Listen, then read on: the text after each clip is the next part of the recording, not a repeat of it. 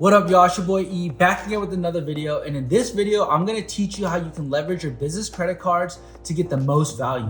I'm gonna show you how you can travel for free, how you can go to the nicest hotels, how you can get free flights, how you can get access to all the airport lounges, how you can even get cash back.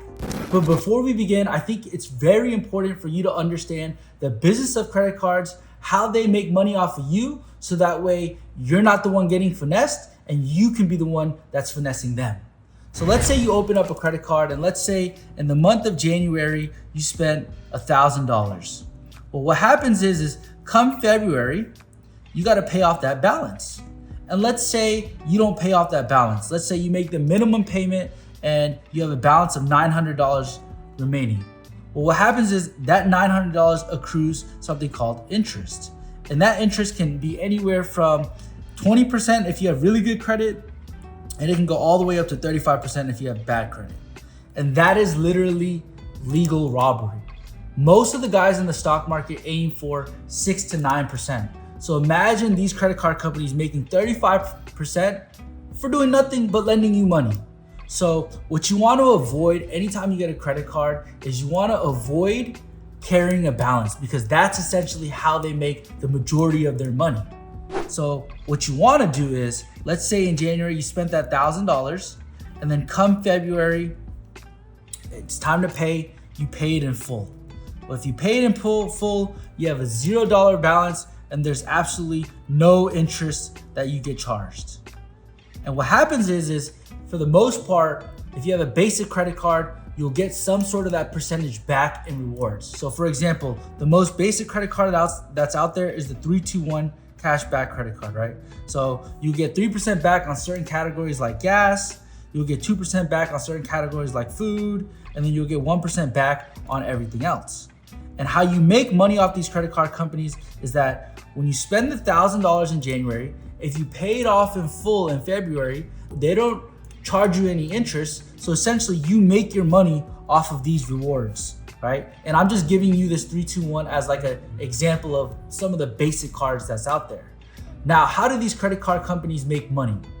They're essentially betting that if they give you, a $1,000 credit limit, a $5,000 credit limit, or a $10,000 credit limit, they're essentially betting that during one of these months, right, you're gonna spend too much money, you're not gonna have the cash flow, you're gonna go belly up, and that you're gonna accrue interest on your statement balance. So essentially what they're betting is that, let's say in the month of January, you spent $1,000, and then come February, you paid it off in full, right?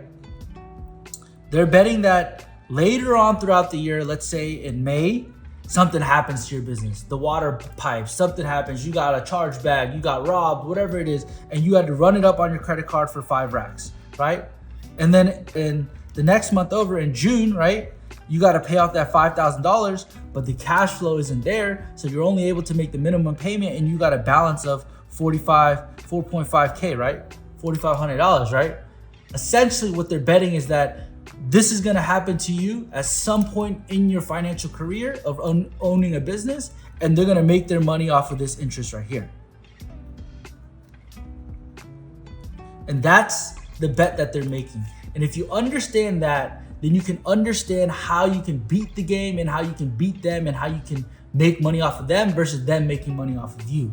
So the one rule of thumb that I have is I never spend money I don't have on my credit card.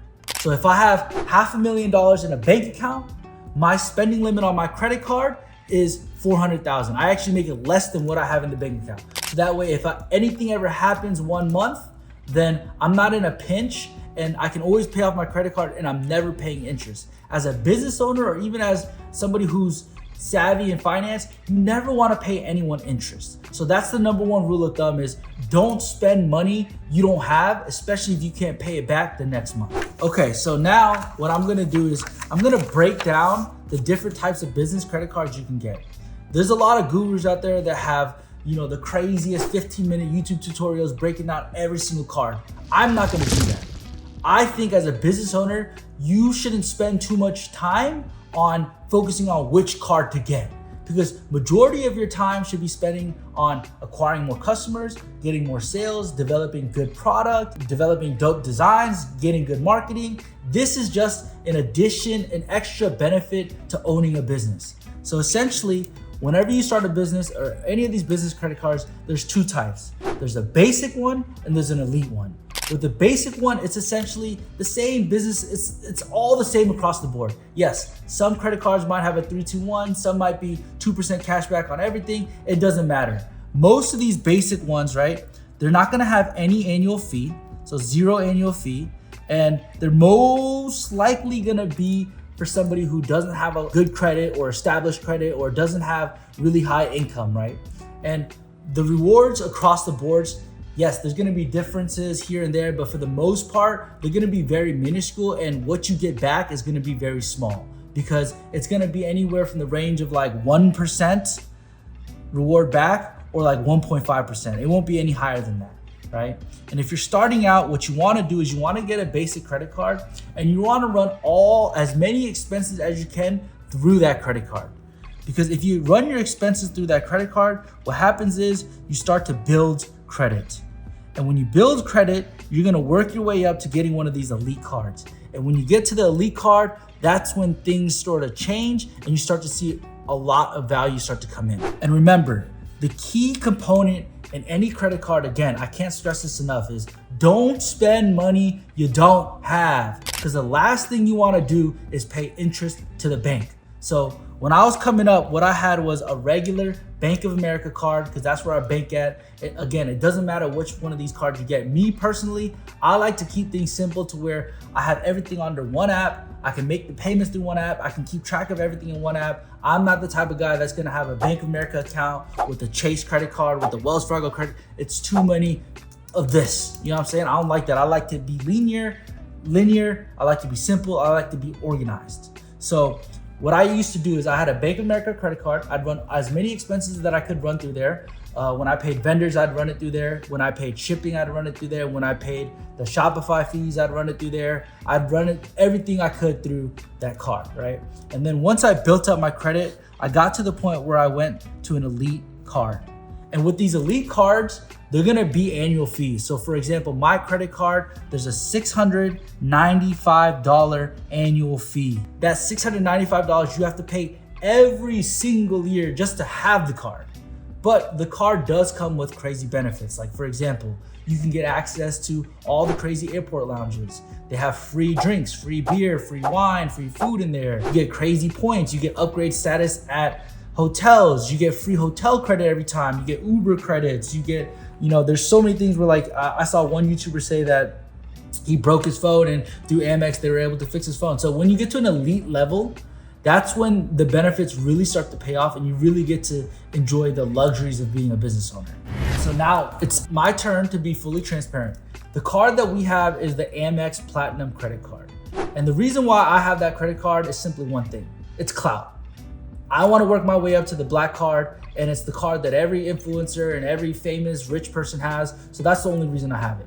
To be honest, there are a lot of benefits. Some of them being, again, the access to the airport lounges, the free, the points, the bonuses, the concierge service. Whenever I go to a hotel, I get free upgrades. They give me $100 credit. So I get 4 p.m. late checkout. So there are benefits to it, but at the end of the day, I just think it's really a thing of like status and clout. I'm just gonna keep it honest. But with my credit cards, I'm gonna break down to you like how it works. So again, there's a $695 annual fee.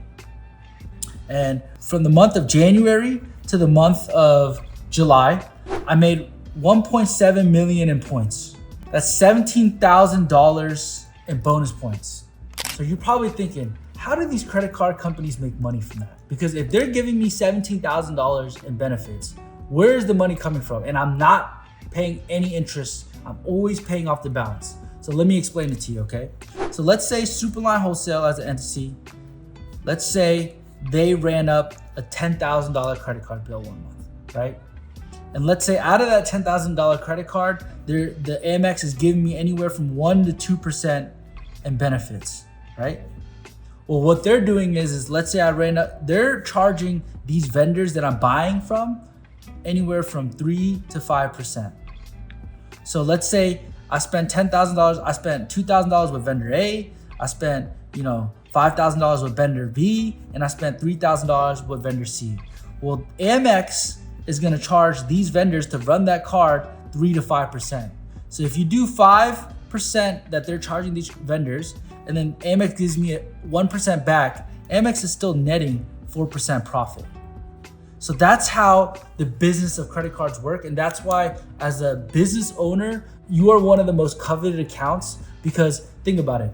If your personal credit card, the max you could probably spend is anywhere from $1,000 to $5,000, right? But a business credit card, you can spend anywhere from $10 to $500,000 a month. So that's why a lot of these credit card companies, they'll give you the craziest offers, they'll give you the craziest benefits, because they want to land you as a customer. And if you know that, you need to leverage that to when you're negotiating the deals. And that's probably why one of the reasons why a lot of these vendors, they don't like taking credit cards, they don't like taking especially Amex, because that processing fee is so high. So here's a trick that I use, okay? It doesn't work all the time, but this is what I'll do. So let's say I'm negotiating a deal with vendor A, right? What I'll do is, let's say they want $10 for that product, right?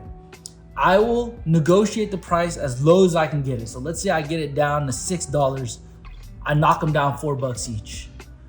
When it comes time to pay, I show them my Amex card, right? And what they'll do is, they'll try to charge me the 3% processing fee. Then I'll tell them, I don't want the deal anymore. I'm good. Let's just cancel it. I don't want it, right?